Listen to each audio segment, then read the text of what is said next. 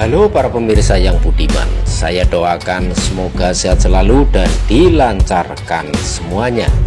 Kali ini admin akan membahas mengenai drone mungil atau drone mikro militer. Drone ini digunakan untuk pertempuran oleh para prajurit atau oleh tentara.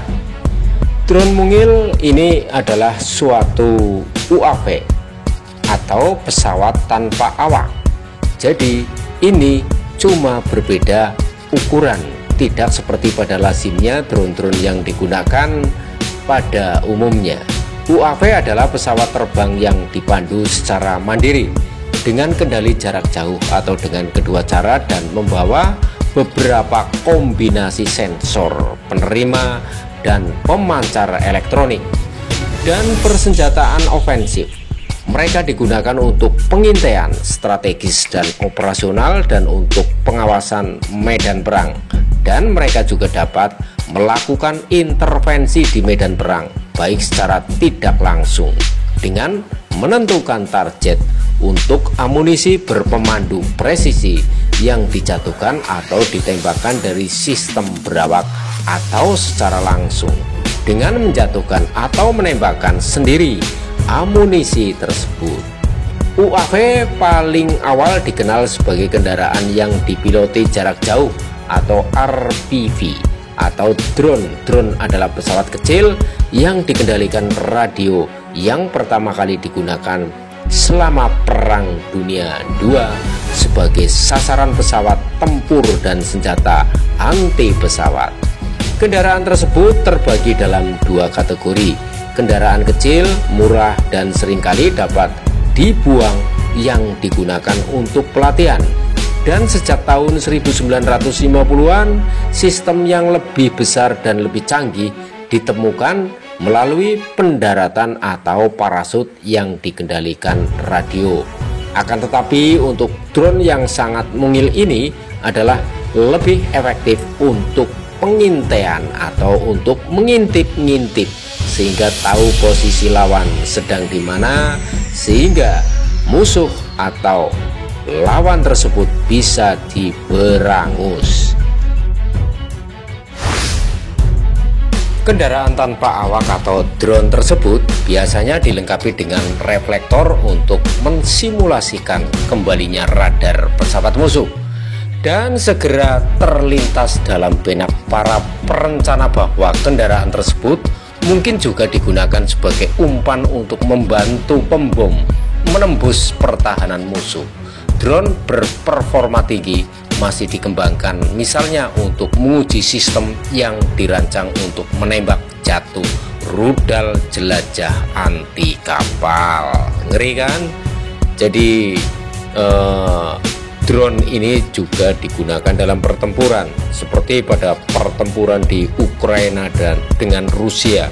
Itu juga berkat adanya drone, pasukan-pasukan itu bisa menentukan posisi lawan yang sangat presisi sehingga bisa dirudal atau dijatuhi granat atau bisa disergap dan dibasmi musuh-musuh tersebut. Itu berkat pengintipan atau fungsi daripada drone tersebut. Drone mikro militer sebanding dengan Black Hornet dan dapat digunakan untuk pengintaian jarak dekat, pengawasan keamanan domain publik, serta gudang dan jaringan pipa bahan kimia berbahaya. Drone militer mikro dapat mengirimkan gambar definisi tinggi atau langsung pada jarak hingga 2 km.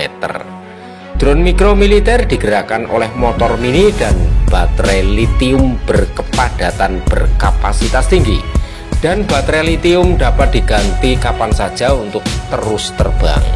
Kebisingan sangat rendah dan 4 kamera dipasang, sehingga dengan demikian drone tersebut karena tidak berisik gitu ya, jadi tidak terdengar oleh lawan, jadi bisa diam-diam ngintip ya, nanti bisa menentukan posisi lawan, jumlah lawan, sehingga pasukan tersebut bisa menargetkan dengan presisi musuh tersebut untuk diberangus atau untuk musnahkan, itu seperti itu.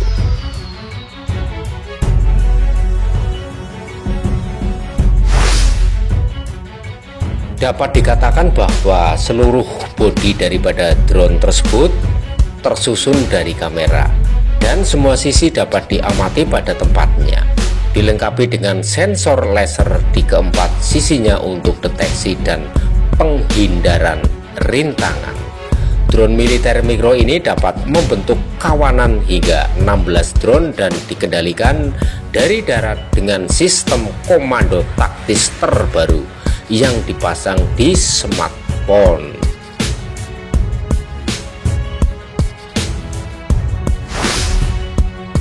Terkait dengan fitur daripada drone mini atau drone mikro militer ini, yaitu sistem nano UAV yang sangat rahasia, tanda tangan visual dan suara yang sangat rendah di luar garis pandang visual, memperluas jangkauan visual di lingkungan kompleks dan perkotaan, melibatkan target di luar garis pandang visual dengan cepat dan melakukan penilaian efektivitas senjata secara real time. Drone mikro ini bisa menyelamatkan nyawa dan meminimalkan kerusakan tambahan, deteksi dan identifikasi ancaman siang dan malam tanpa terdeteksi. Terbang luar ruangan dalam ruangan otonom, sensor laser dapat mendeteksi rintangan dan menghindarinya, dapat melakukan rute terbang dengan GPS untuk luar ruangan. Mudah dipelajari dan digunakan dengan pelatihan setengah hari. Para prajurit dapat menanganinya dengan baik sehingga bisa menguasainya dan mampu dalam mengendalikan dan mengoperasikan drone ini.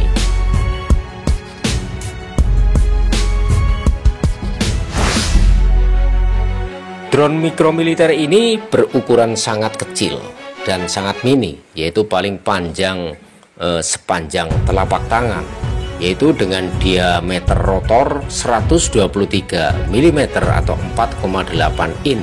Karena drone ini adalah drone yang bukan fixed wing tapi rotary wing ya, seperti helikopter tapi mini itu ya. Panjang 139 mm atau 5,4 inci. Berat kurang dari 35 gram atau 1,23 oz. Daya tahan hingga 25 menit.